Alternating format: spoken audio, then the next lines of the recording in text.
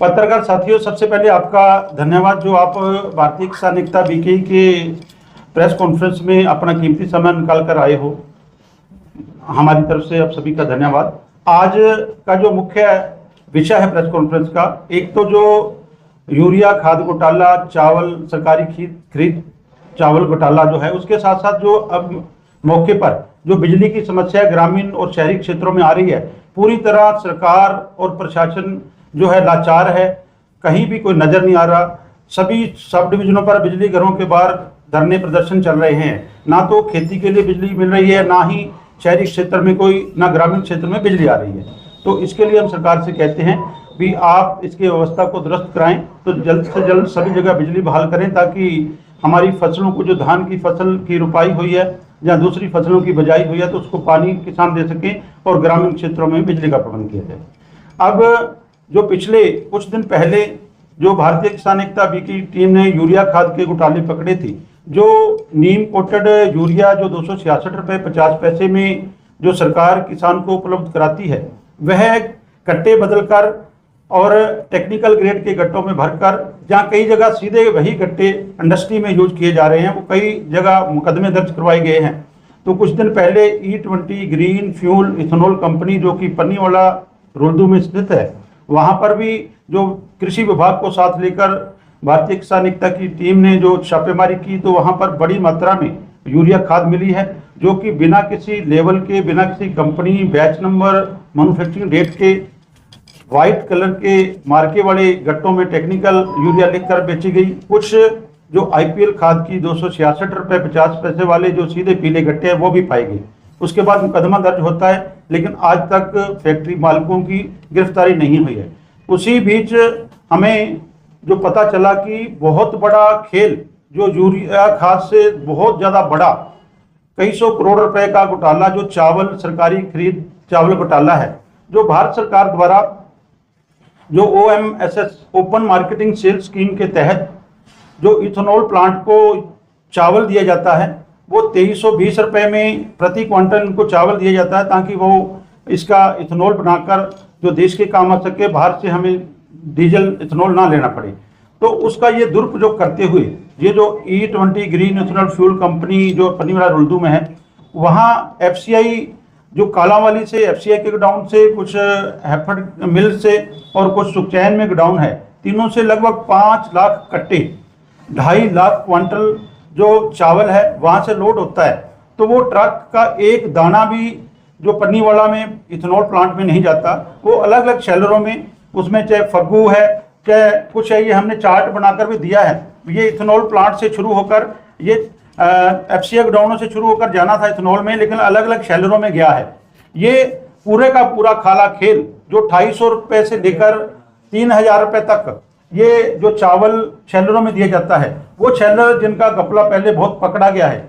हमारे किसान धान पैदा करता है, धान मंडी में लेकर जाता है, मंडी से सरकारी खरीद एजेंसी के थ्रू जो राइस शैलरों में जाता है, उसके बाद FCI में आता है। तो वही खेल दोबारा से शुरू हो गया।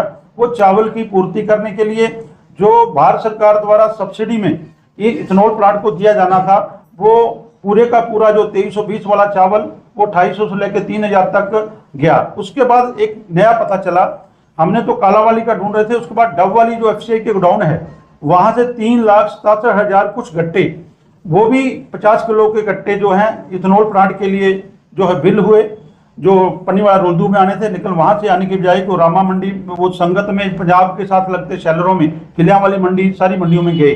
साथ ही डब वाली के कुछ शैलरों में सरसा तक सप्लाई हुआ। तो ये बहुत बड़ा घोटाला है। इसमें हमें अंदेशा है कि कई सौ करोड़ रुपए का घोटाला है, जो कि किसान के साथ सीधी लूट इसलिए है कि हम अगर धान पैदा करेंगे तो धान बेचने के लिए गोडाउन खाली होने चाहिए FCI के।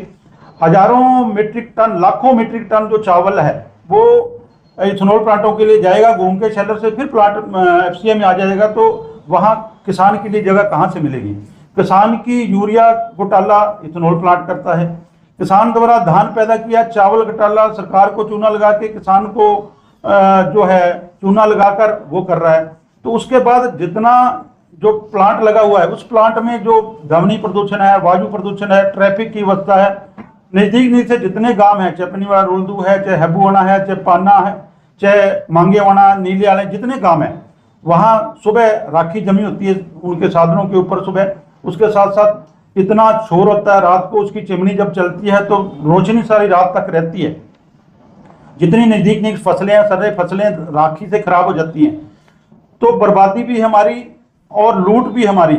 इसलिए इस आपके पत्रकार भाईचारे के माध्यम से हम ये सरकार तक पहुंचाना चाहते हैं और आम जन तक भी पहुंचाना चाहते हैं भी आपके साथ कैसे लूट हो रही है। हमारा हिस्से का पानी उस प्लांट में दिया जाता है, हमारे हिस्से की यूरिया वो खा जाते हैं, जो चावल हमने पैदा किया उसकी इथेनॉल बनाने के बजाय वो दूसरे शहरों में बेच रहे हैं। तो इतना बड़ा घोटाला है ये। इसमें हम जो है प्रशासन से को भी चेतावनी देते हैं, सरकार को चेतावनी देते हैं, अगर 23 जुलाई तक जो गिरफ्तारी जो मुकदमा दर्ज हुआ है यूरिया खाद घोटाले में उस पर मालिकों की गिरफ्तारी हो, और जो ये नया स्कैंडल चावल स्कैंडल है उसके ऊपर भी जो कार्रवाई की जाए, मुकदमा दर्ज किया जाए। अगर 23 जुलाई तक मुकदमा दर्ज नहीं होता है तो मजबूरन हमें 24 जुलाई को E20 green fuel private limited company ethanol plant है जो पन्नीमल, उसका घेराव करना पड़ेगा। 24 जुलाई को भारतीय किसान एकता बीके के बैनर तले ग्रामीण किसान मजदूर आवाम उस फैक्ट्री का घेराव करेंगे, अपने हो रहे पोल्यूशन से बचने के लिए, बर्बादी से बचने के लिए और लूट का खुलासा करने के लिए। उसका जिम्मेदार जिला प्रशासन, पुलिस और सरकार होगी। ये हमारी चेतावनी है। उससे आगे बहुत सारे और अनियमितताएं हैं उसमें, बहुत सारे कई लोग जो फ्रंट पे आके नहीं लड़ सकते, उन्होंने हमें डॉक्यूमेंट दिए हैं, उनके बहुत कुछ अंदर घोटाले हो रहे हैं। देखने को इथेनॉल प्लांट है लेकिन ये लूट का प्लांट बना हुआ है जो सरकार की लूट और आमजन की लूट और आमजन को परेशानी देने वाला है। इसलिए आज प्रेस वार्ता हुई है। सभी पत्रकार भाइयों का धन्यवाद, और जल्द ही और इसके घोटाले है जो उसका भी खुलासा किया जाएगा और इसके खिलाफ जो संघर्ष का बिगुल आज से बजा दिया गया है। धन्यवाद। जो मामला आपने FIR दर्ज करवाई थी उसमें बायो कंपोस्ट मंगानी थी और ये टेक्निकल ग्रेड यूरिया आई थी, तो उसमें GST का जो बड़ा खेल था, GST डिपार्टमेंट इस मामले में कुछ नहीं कर रहा, उस पर क्या रहेगा? बहुत बढ़िया सवाल है पत्रकार साथियों। जो एग्रीकल्चर ग्रेड की यूरिया है, जो सब्सिडी वाली यूरिया, उसका GST 5% है और जो दूसरी यूरिया उसका 18% है। और ये पूरे का पूरा GST चोर जो हैं, जो बिलिंग का काम करते हैं, वो कर रहे हैं खेल। यूरिया किसान की लूटी हुई और गट्टे दिल्ली वगैरह से छुपवाकर और फर्जी बिलिंग के हिसाब से इनको दिया जाता है, क्योंकि जो इसमें बिलिंग हुई थी 1091 रुपये में गट्टे की बिलिंग हुई थी। जो हमने ट्रक पकड़ा था वो 1880 रुपये में था, जो हैफेड में माल बिल हुआ वो 1600 कुछ रुपए का था। इसी तरह 3200 रुपये का जो वेरका में बिल हुआ था। आज टेक्निकल यूरिया का रेट 3500 रुपये से लेकर 4200 रुपये 50 किलो है, लेकिन ये 1000 रुपये में हेर फेर करके बेच रहे हैं। ये सारे का सारा नकली फर्जी माल है और इसमें GST का बहुत बड़ा जोल है, GST का बहुत बड़ा घोटाला है। उसको भी हमने लिखा है, GST विभाग को लिखा है, केंद्र सरकार को लिखा है, हरियाणा सरकार को लिखा, हमने पूरे तथ्यों के साथ, और हमारे पास पूरे तथ्य हैं, सबूत हैं इनके खिलाफ बहुत सारे, वो हमने जो विभागीय जो अधिकारी हैं उनको दिए हैं और आगे भी देंगे। जब अगर कोई कार्रवाई नहीं होती तो उनको भी हम जल्द ही जनतक करेंगे भी। इतने सबूत देने के बावजूद भी इन्होंने कोई उनके खिलाफ कार्रवाई नहीं की है। खाचा कीड़ा मामला था जो उसमें आज तक आपने नाम भी दिए थे और लोग पकड़े नहीं गए, तो उसमें क्या मानते हैं कि पुलिस की कितनी लापरवाही सामने आ रही है इन सभी मामलों में?